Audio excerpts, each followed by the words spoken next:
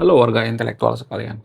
Kalau saya perhatikan itu ya, akhir-akhir ini guru gembul itu banyak banget hatersnya. Saya juga nggak tahu kenapa bisa seperti itu ya. Banyak banget yang ngehujat guru gembul. Salah satunya adalah ustadz atau guru yang berasal dari Garut, ya. Jadi dia itu sangat sering menghujat yang namanya guru gembul gitu. Nah, yang jadi pertanyaan, kenapa bisa seperti itu? Kenapa sesama muslim ya, ustadz atau guru dari Garut ini juga muslim ya, guru gembul juga muslim gitu. Kenapa sesama muslim itu kutuk-kutukan gitu? Kenapa? Apa alasannya? Saya tuh sangat sering ya melihat antara ulama A dengan ulama B di Konoha ya, antara ulama Wahabi versus NU ya, kemudian versus Muhammadiyah, ribut gontok-gotokan ya kalau saya perhatikan. Kenapa bisa seperti itu? Apa alasannya? Kalau kita bandingkan dengan misalnya nih ya, penemu misalnya seperti Albert Einstein misalnya. Albert Einstein tuh nggak pernah gontok-gotokan dengan Oppenheimer misalnya, nggak pernah tuh gontok-gotokan ya. Misalnya nih ya, Charles Darwin gontok-gotokan dengan Richard Dawkins misalnya, nggak pernah tuh gontok-gotokan ribut gitu, nggak pernah misalnya nih jemaat daripada Albert Einstein ya, mendemo jemaat daripada Oppenheimer gitu ya, nggak pernah tuh, nggak pernah. Jemaat daripada Albert Einstein mendemo ya, jemaat daripada Isaac Newton misalnya, nggak pernah tuh. Kalau saintifik itu nggak pernah gontok-gontokan kalau saya perhatikan ya. Kalaupun mereka berdebat, mereka akan menghasilkan yang namanya teori baru ya, seperti Albert Einstein dulu pernah berdebat tuh ya dengan ilmuwan lainnya dan menghasilkan yang namanya teori baru. Sementara kalau pemuka agama itu berdebat antara ustadz ya dengan ustadz lainnya, ya, oknum-oknum ustadz misalnya ya, pemuka agama A dengan pemuka agama B, kotok-kotokan, mereka menghasilkan konflik, bukan menghasilkan teori baru kalau saya perhatikan. Antara guru gembul dengan Rizik Syihab misalnya, mereka gotok-gotokan ya dengan Habib Bahar misalnya. Mereka menghasilkan perpecahan baru gitu, bukan menghasilkan teori baru. Jadi ini menurut saya pribadi itu yang sangat-sangat susah saya jelaskan ya. Jadi di video ini saya akan mengurai gitu. Kenapa bisa seperti itu? Kenapa kalau scientific itu berdebat, ya, kalau penemu itu berdebat, mereka menghasilkan sesuatu yang baru gitu, penemuan baru, bukan konflik baru. Tapi kalau antar umat pemuka agama, eee, debat, mereka akan perang gitu ya, gotok-gotokan gitu, akan ada konflik baru.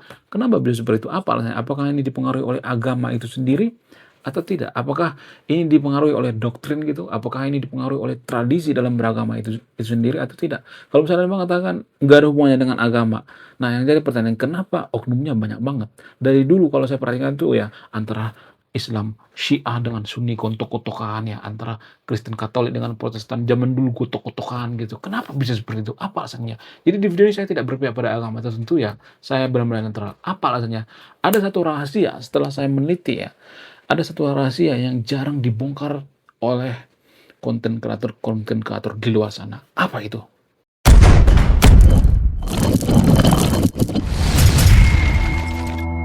Salah satu alasan yang paling mempengaruhi kenapa pemuka agama itu sering gotok-gotokan satu sama lain, sementara ilmuwan atau penemu itu jarang gotok-gotokan ya. Apa alasannya? Yang pertama itu, kalau misalnya nih ya, seorang peneliti ilmuwan itu meneliti sesuatu misalnya, seperti katakanlah zaman sekarang ini ya, biar cepat diterima ya, biar cepat dimengerti ya, seperti Elon Musk misalnya. Elon Musk itu menemukan yang namanya Tesla, menemukan yang namanya penemuan-penemuan baru misalnya, ya menemukan yang namanya AI dan lain sebagainya ya. Apakah Mark Zuckerberg marah? Enggak kan? Mereka malah bersaing sehat gitu ya, walaupun mereka sering, berdebat, tapi nggak sampai itu ya, nggak sampai pendukung daripada Elon Musk ya, perang dengan pendukung daripada penemu Facebook yaitu Mark Zuckerberg ya. Malah Mark Zuckerberg ini menemukan sesuatu yang baru ketika dia berdebat dengan Elon Musk ya. Apa itu penemuannya? Yaitu Meta. Dia semakin semangat gitu ya membangun perusahaan bernama Meta. Mereka berdebat itu nggak ini ya, nggak ada perang-perangan gitu. Misalnya nih ya, pengajian daripada Elon Musk dengan pengajian daripada Mark Zuckerberg ini gotok-gotokan gitu ya, karena beda aliran gitu ya kan. Nggak ada tuh, nggak ada sejarahnya seperti itu. Tapi kalau pemuka agama kalau saya perhatikan, seperti Kang Guru Gembul ini misalnya, Kang Guru Gembul ini kan sama guru dari Garut ini juga sebenarnya kan masih satu suku ya. dan masih sesama Islam gitu, tapi gotok-gotokan terus, gotok-gotokannya. Selalu aja dikritik guru gembul gitu ya. Dikritik itu nggak masuk akal. Yang dikritik itu bukan substansi, tapi yang dikritik itu ya apakah guru gembul itu PKI atau tidak. Ya nggak jadi masalah kalau mau guru gembul PKI mau nggak. Kan nggak jadi masalah, bukan berarti saya fanatik guru gembul ya. Nggak jadi masalah mau cucu PKI kayak mau nggak kayak, yang penting kelakuannya, sifatnya gitu. Kita nggak bisa menilai seseorang itu dari luar-luarnya aja gitu. Nah, yang jadi pertanyaan, kenapa seringkali ya, nggak semuanya tapi ya, seringkali pemuka agama itu gotok-gotokan ribut gitu, antara Sunni dan Syiah ribut gitu. Kenapa bisa seperti itu? Apa alasannya? Apakah ini dipengaruhi oleh agama? Ya, sangat dipengaruhi.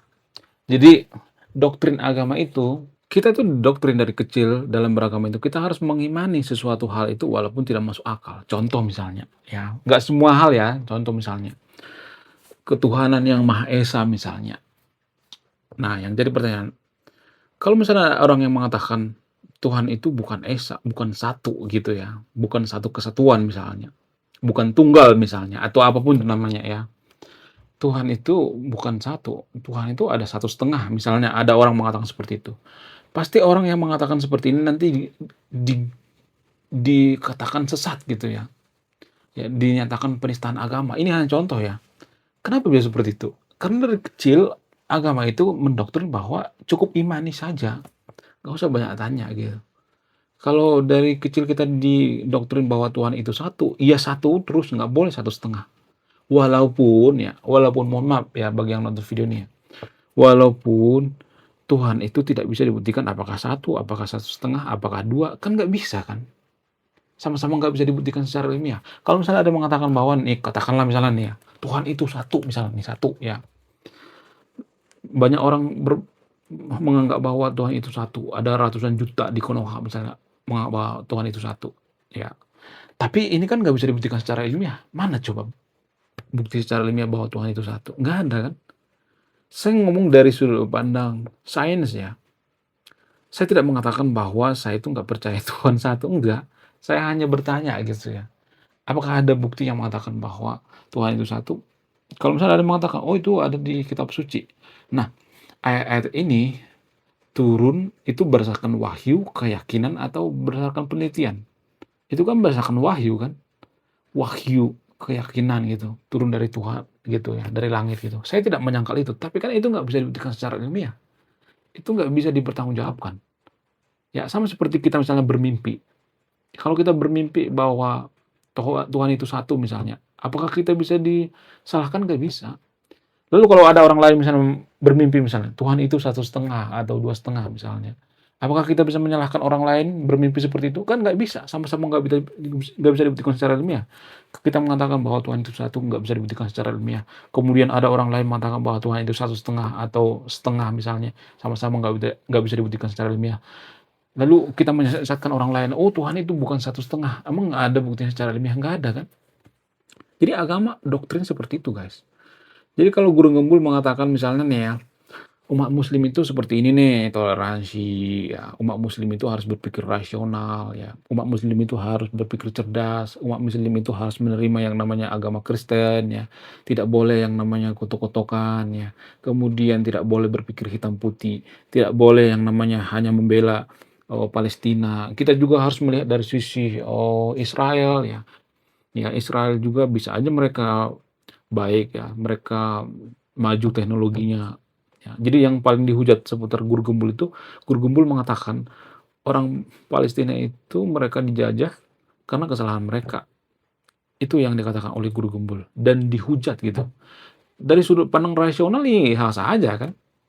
Tapi ya umat beragama itu tidak didoktrin seperti itu. Umat beragama itu didoktrin mempercayai suatu hal yang biasa gitu, bukan yang luar biasa gitu. Karena guru gembul itu pemikiran itu kadang-kadang liberal gitu kan. Ya, kadang-kadang out of the box gitu, sehingga dimusuhi ya.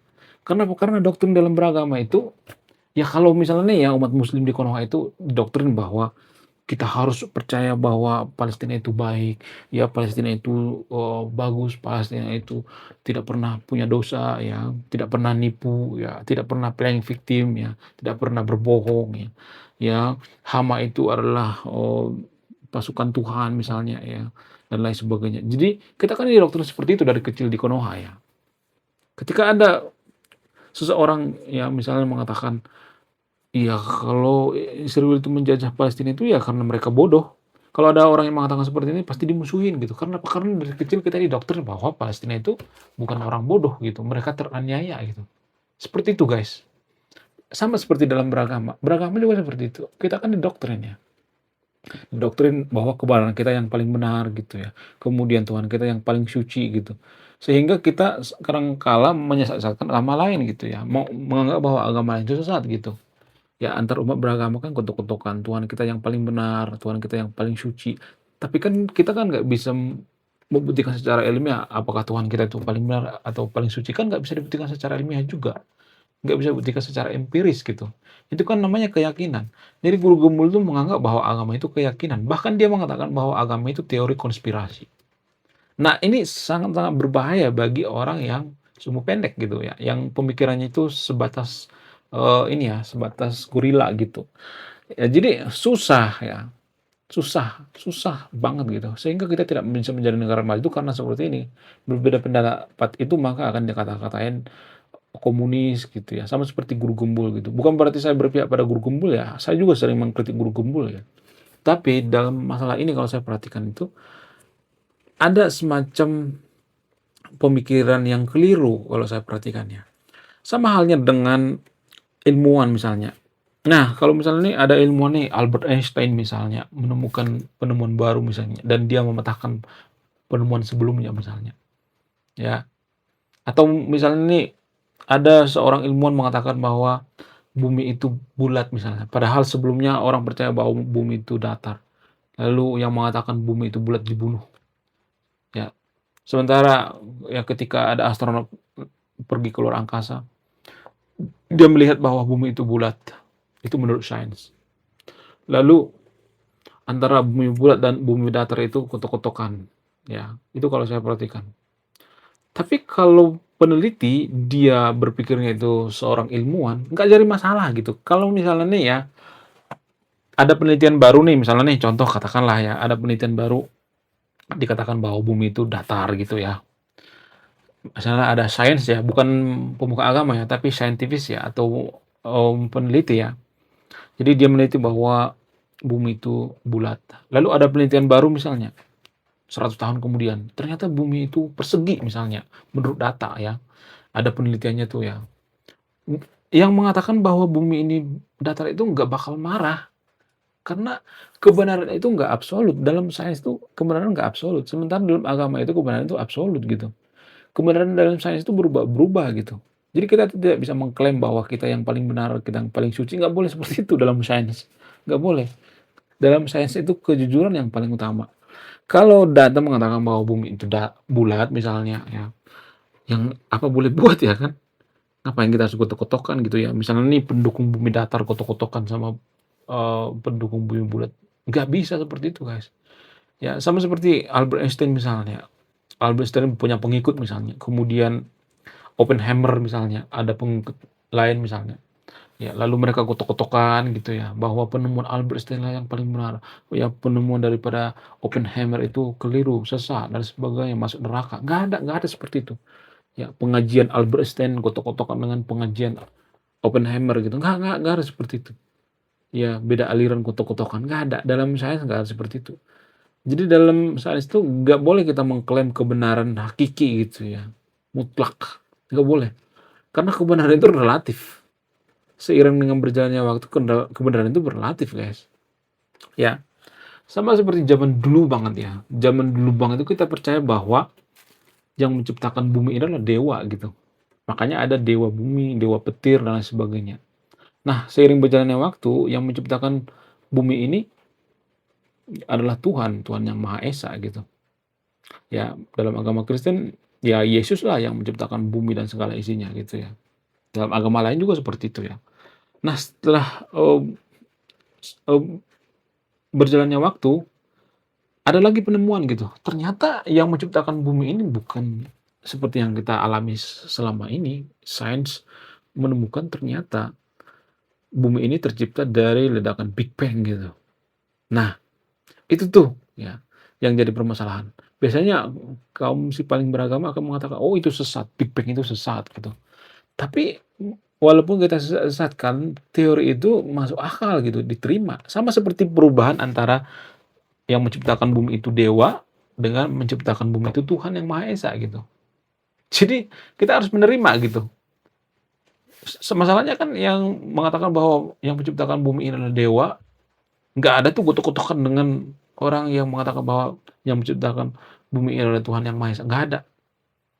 Ya, cuman ya orang yang mengatakan bahwa bumi ini diciptakan oleh Tuhan Yang Maha Esa, lalu ada penelitian baru lagi, biasanya itu paling susah gitu. Kalau nggak saya nggak tahu kenapa ya, kenapa zaman sekarang paling susah gitu menerima penelitian-penelitian gitu, penelitian secara sains gitu, bukan ngarang ya, bisa dibuktikan secara ilmiah gitu ya. Ada metodologinya gitu penelitiannya. Bukan ujuk-ujuk, "Oh ini turun dari langit." Nggak seperti itu, nggak boleh seperti itu ya. Sains nggak boleh seperti itu. "Dari mana kamu mendapatkan ini? Dari mana kamu yakin ini?" "Oh itu ya ya pokoknya saya yakin deh," ya. Harus masuk akal gitu. Ini yang susah guys, ini yang susah saya jelaskan di Konoha. Dan banyak pemuka agama di Konoha seperti itu. Ya, cara berpikirnya seperti itu. Mereka mengklaim bahwa mereka yang paling benar, paling suci, dan lain sebagainya. Sehingga terjadi yang namanya konflik, kotok-kotokan, dan kita tidak bisa menjadi negara maju. Itulah alasannya kenapa kita susah menjadi negara maju. Susah banget. Ya, itu kalau saya perhatikan. Kalau peneliti itu, mereka nggak ngotot biasanya. Kalau ada penelitian baru, ada kebenaran baru, ya udah nggak apa-apa, sok aja, nggak jadi masalah gitu. Ya, jadi kita tuh nggak boleh gitu ya, nggak boleh ngotot bahwa saya yang paling benar, saya yang paling suci, nggak boleh seperti itu. Ya, itulah perbedaan orang yang saintifik dengan orang yang agamis kalau saya perhatikan. Orang yang agamis itu nggak semuanya tapi ya, biasanya mereka sangat-sangat a priori dan sangat-sangat mendominasi yang namanya kebenaran. Saya yang paling benar, saya yang paling suci. Karena apa? Karena kita didoktrin seperti itu. Ya, dalam agama Kristen itu kan ada istilah, "Akulah jalan kebenaran." Itu kan doktrin ya, doktrin yang paling benar. Dalam agama Islam itu ada dalil yang mengatakan bahwa agama Islamlah yang paling diridhoi gitu. Agama Islamlah yang paling diridai gitu. Nah, jadi ini semacam doktrin dari kecil gitu, turun-temurun gitu ya. Sehingga apa, sehingga kalau ada orang yang berbeda pemikirannya gitu ya, misalnya ada orang yang mengatakan bahwa, "Oh, agama salah yang paling benar," maka kita akan marah gitu. Kenapa? Karena ya dalam agama saya dikatakan seperti ini loh. Kita mengklaim kebenaran gitu. Susah emang ya, susah ngomong sama orang yang sudah mabuk agama gitu. Makanya negara kita nggak maju karena apa? Karena kita berpikirnya itu seperti itu.